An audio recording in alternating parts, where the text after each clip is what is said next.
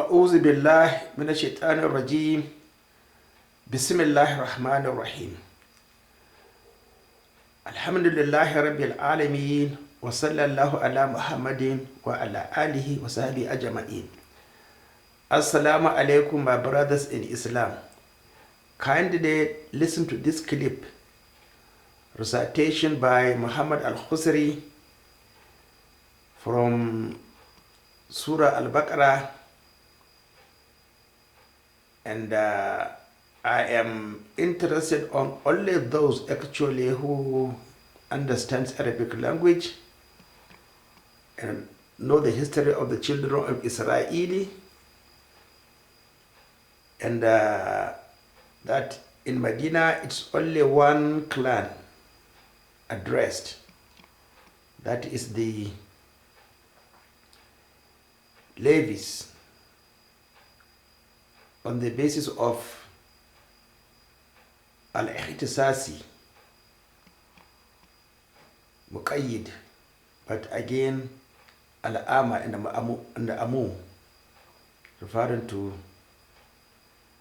those after them to the time Allah subhanahu wa ta'ala will take your life. It's very, very interesting because especially that Rasulullah sallallahu alayhi wa sallam warned us that we shall follow their footstep inch by inch, measure by measure. Even if they were, or even if they had an affair with their mothers, we shall do the same thing. So please listen carefully.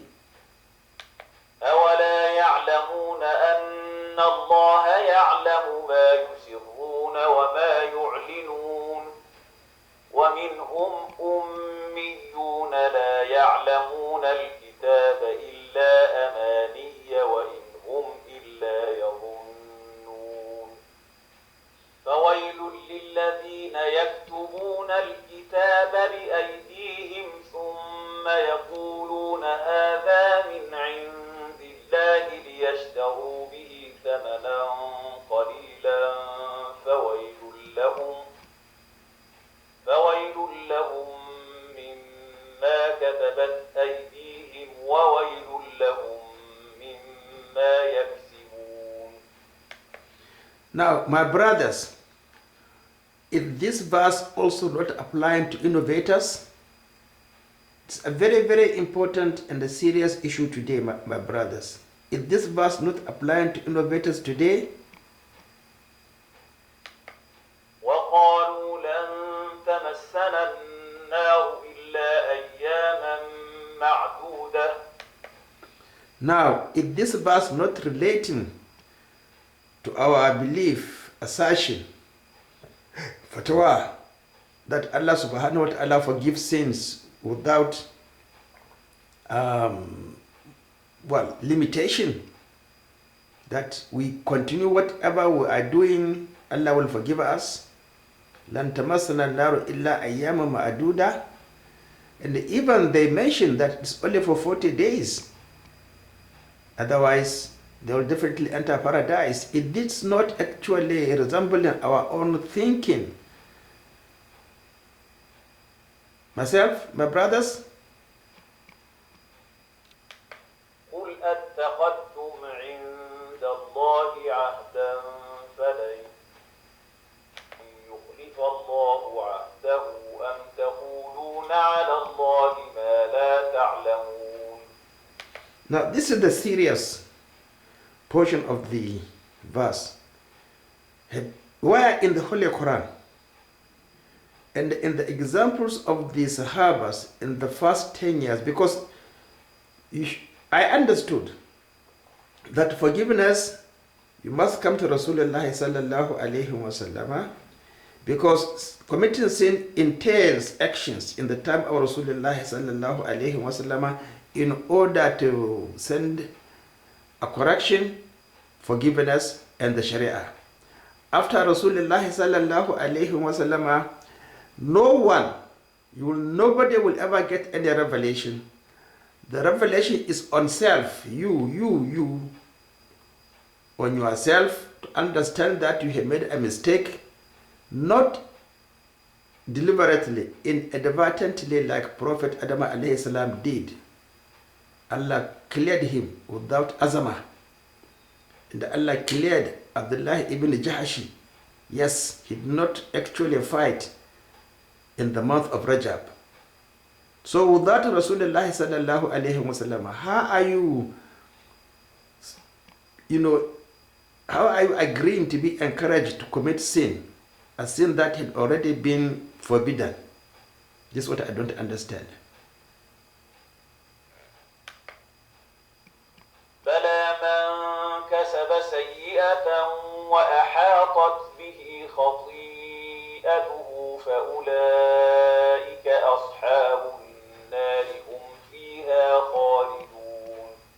Now, this is the pivotal point of my argument, because Allah here categorically discussed with us, Bala man kasaba sayyi'atin wa hadat bihi khati'atuhu fa ulaika ashabun darhum fiha khalidun. You see, whosoever earns evil and his sin has surrounded him, engulfed on his head, a cord surrounded him. My brothers, listen carefully. They are the dwellers of hellfire. They will dwell therein forever. So, I very much regret bringing this example, but definitely, if I don't bring it, I think Allah will punish me. You see, if you saw the video clip of Sheikh Sudai's appointment as an Imam 1404, in his Maghrib prayer, he recited Waqi'ah, Surah Waqi'ah, which is outside the parameter of recitations. Oh, sorry, it is within. Let us say it is within. Or probably outside Maghrib prayer.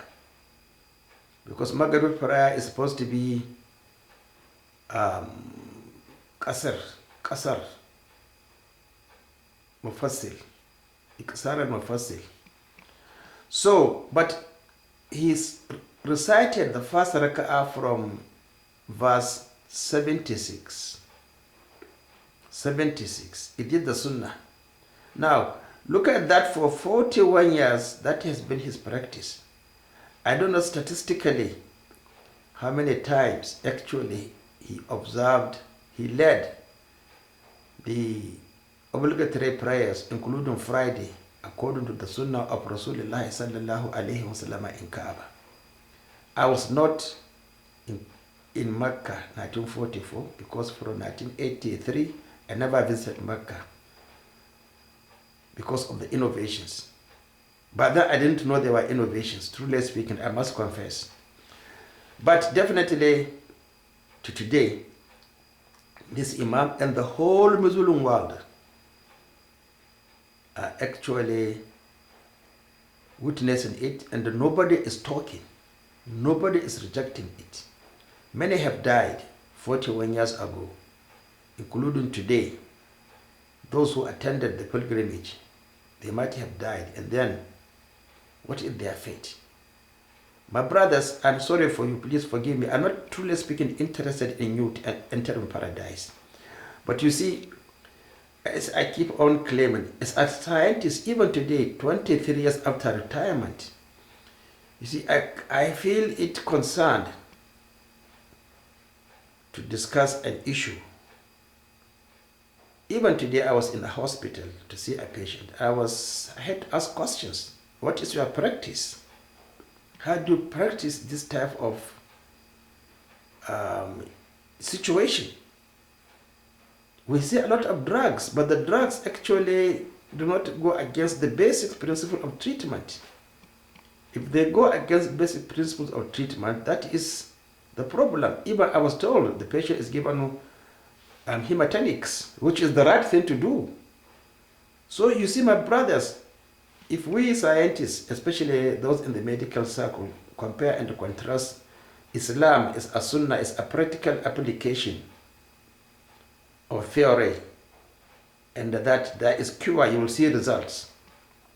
Evidently, if you don't see results, you have to change. I get confused with the Muslim Ummah, and definitely, I don't know. I think of, is Allah actually serious that He will punish people? Or, He just fooled Muhammad Rasulullah sallallahu alayhi wa sallam and the Sahabas to be extremely obedient, never to change, replace, or even think of changing and replacing. Look at that Sahaba actually who did not prostrate. Not Rasulullah sallallahu alayhi wa sallam prostrated. He just grasped a handful of soil and then prostrated on it. He died as a disbeliever. Look at the Ahl Suf who died and they found a dinar in his possession, and the Sahaba who fought violently in the battle of Khaybar, but they found a stolen dress. Then Rasulullah says he is in hellfire. So you see, all these frightening historical events that you will enter hellfire is what disturbs me. Is it true or false? So that's why you see, I'm just trying to develop a rapport with you. Look, forget about it, forget about Allah. I mean, He is not serious. He will forgive us. We are better than children of Israel. So you see, these are the type of things that I will get concerned with, and I want to share with you. But not that, you see, I am pleased that you follow or you obey Allah subhanahu wa ta'ala. I'm not at all concerned. But the whole problem is that if we are all reading, what is the situation truly speaking? Am I just wasting my time? Okay? Or what? So it's not easy, my brothers. For 41 years, this gentleman has been observing obligatory prayers in Kaaba, not according to the Sunnah. And we have been seeing it in Nigeria. And we claim there are scholars above everybody. We have to follow them. But what did they do? Will Allah ask them, what did you do when you see or when you saw the Sunnah distorted? Did you comment? Did you reject? So my brothers, please forgive me. Assalamu alaikum.